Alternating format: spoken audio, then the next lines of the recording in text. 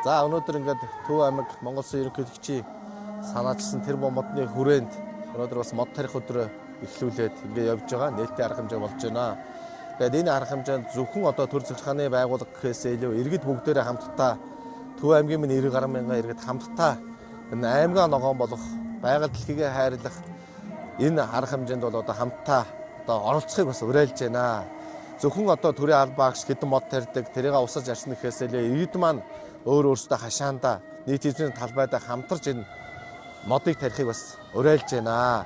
За ер нь бол мод тарина гэдэг бол зөвхөн одоо жишээ нэг суулгаад хаях биш.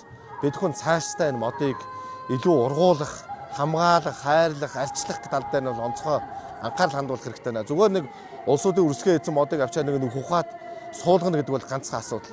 Тэрийг цаашд нь ургуулж, бойжуулж одоо энэ байгаль дэлхийг ногоон болох хайлж хамгаалах гэдэг бол хамгийн том асуудал байгаамаа.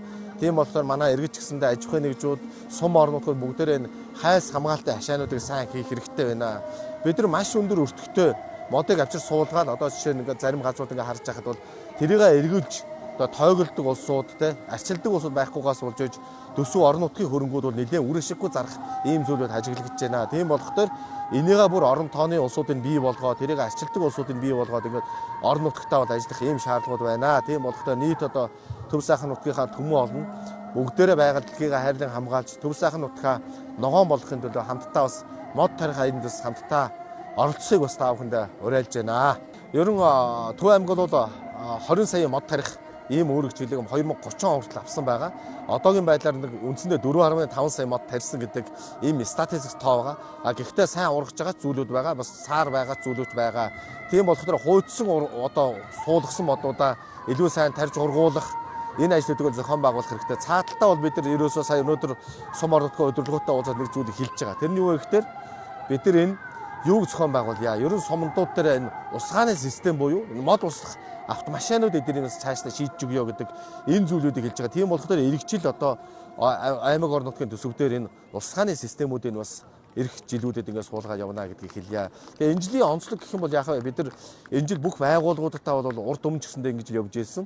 Бүх байгууллагуудаа өөрөөсөө хариуцлагатай талбайнууд дээр нь мод мөцөөгийн бүгдийг хариуцуулж өгж байгаа.